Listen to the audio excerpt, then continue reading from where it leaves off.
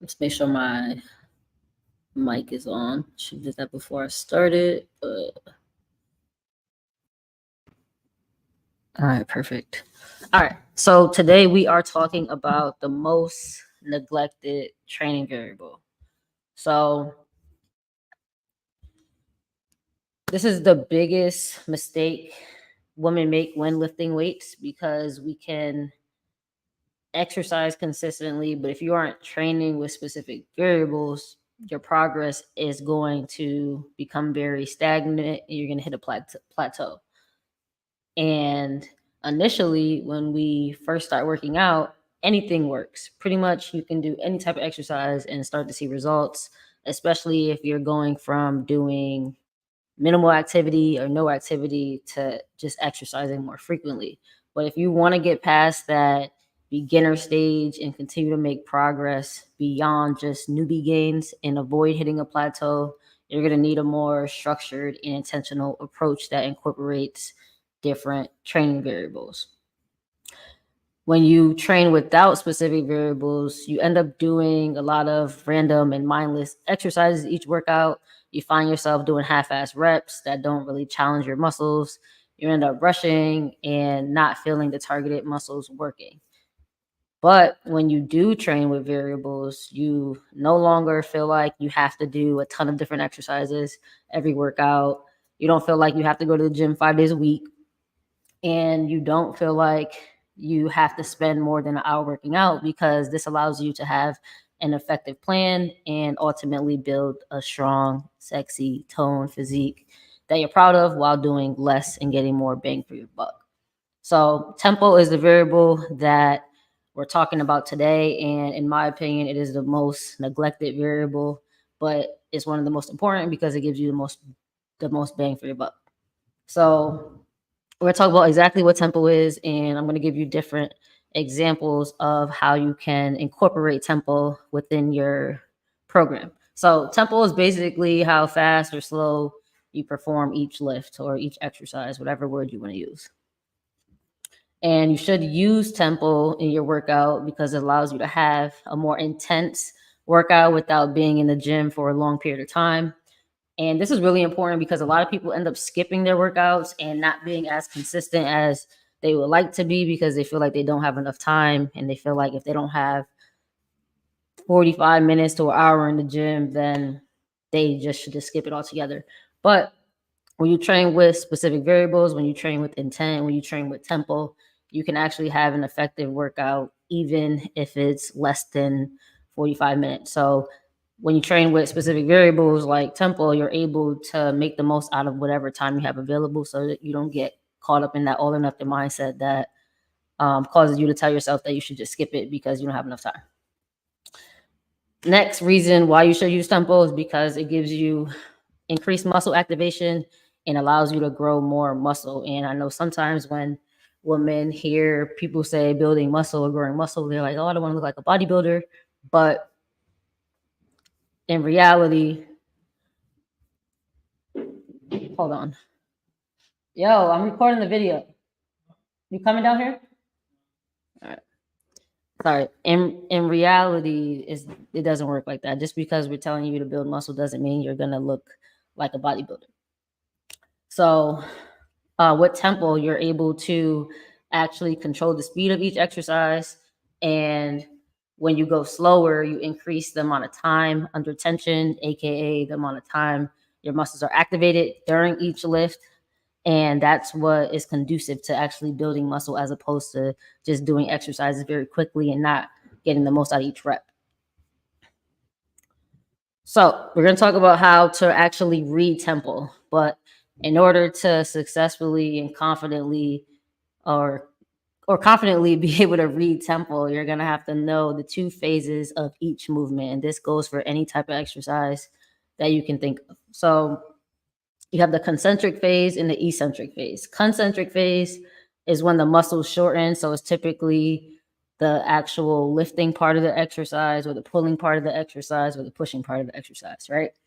The eccentric part is when the muscle lengthens, and the better way to think of it is when you're lowering the weight. It's the lowering part of the exercise, and you'll see this be referred to as the negative.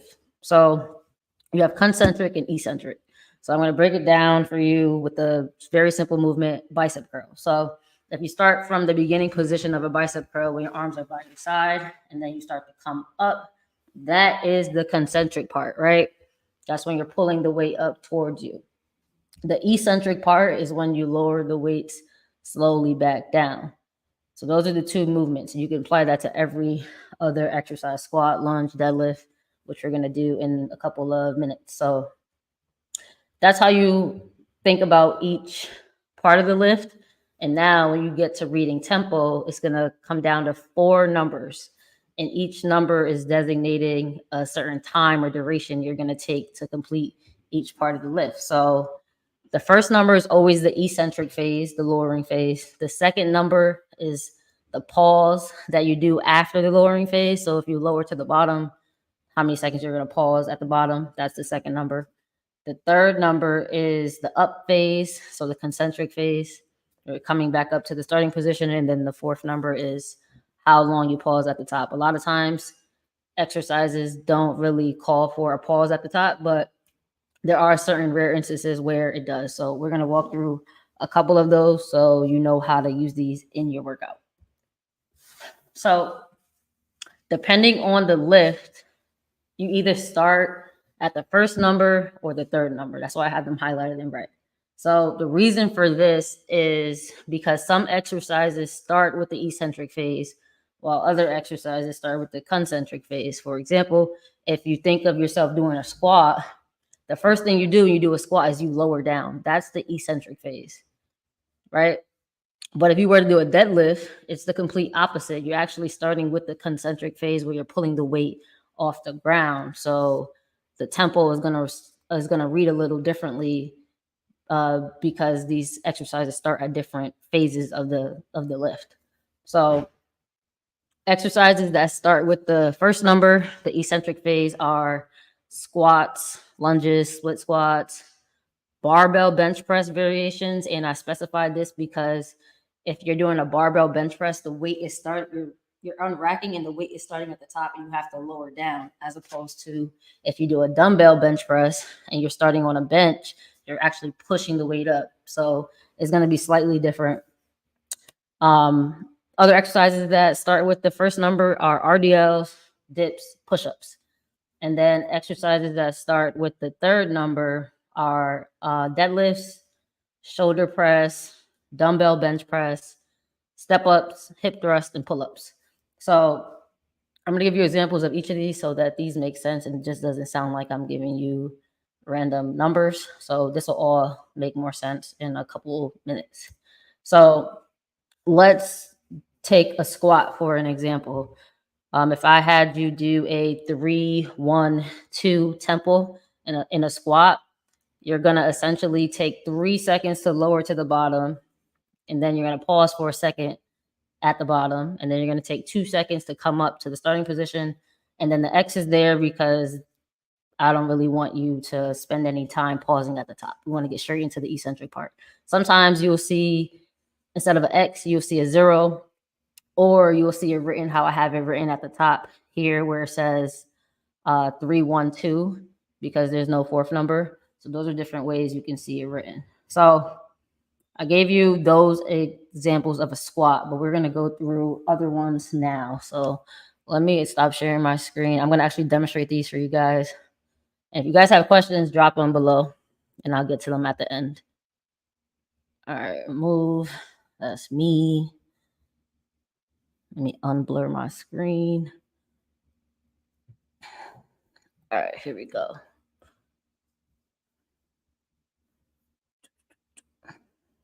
All right, turn this around.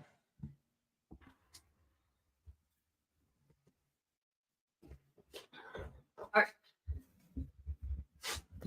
You guys see me? So the first one we're going to demonstrate is a 3-2-3 squat. So you're doing a goblet squat, right? And your program says a 3-2-3 tempo squat. This is exactly how it looks. So you're gonna lower down for 3 seconds. That 3 seconds should really feel challenging. and then you're gonna hold at the bottom for 2 seconds, and then you're gonna take 3 seconds to raise to the top, right? The reason why you're doing that so slow is to increase how much muscle activation you have. Because if you just do squats like this, yes, there's a time and place for that, but you're not going to be forced to have your muscles working a lot for a long period of time. And when it comes down to building muscle, having that activation over a long period of time is really important, in addition to like how close to failure you get. So the slower you do an exercise, the harder it's going to be, and the more beneficial it's going to be for actually building muscle. So next one we're going to do is a RDL with the 3-1-1 tempo. Mind you, all of these numbers can change depending on what you're trying to achieve. These are just examples for you to get how to read tempo. All right. So with the RDL,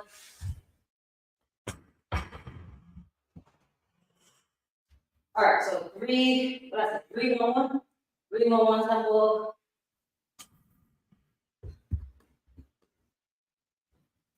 So I'm here, right? And I'm gonna take 3 seconds to lower it down. I'm gonna pause for a second at the bottom and come right up, all right? If you wanted to make that a different tempo, it could easily be like a 3-1-3 tempo, where you do 3 seconds to lower, pause for a second, and then take 3 seconds to come up.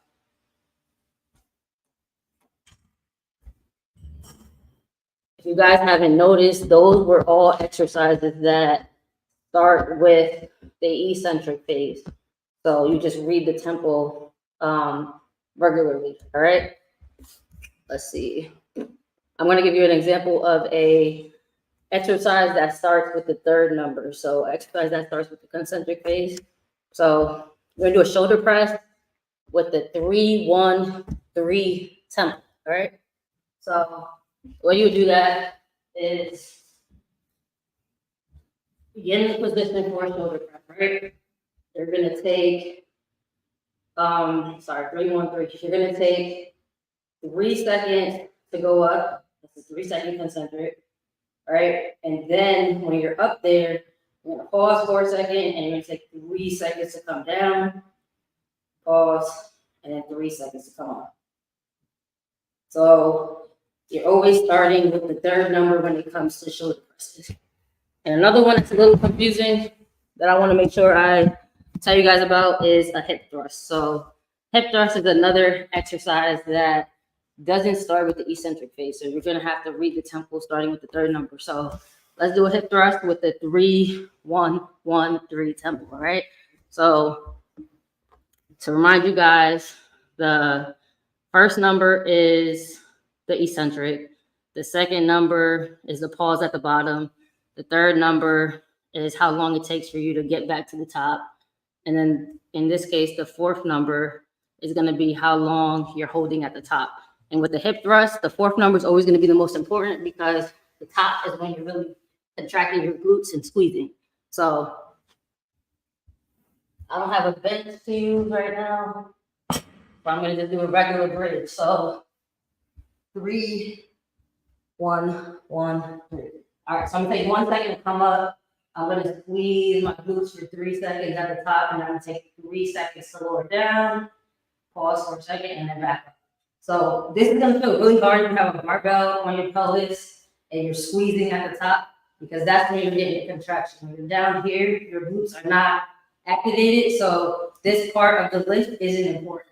The top, the squeeze, and then the slow and controlled lower are the most important parts. Sometimes in programs, you won't even see some of these exercises written with the 4-number tempo. Sometimes you will see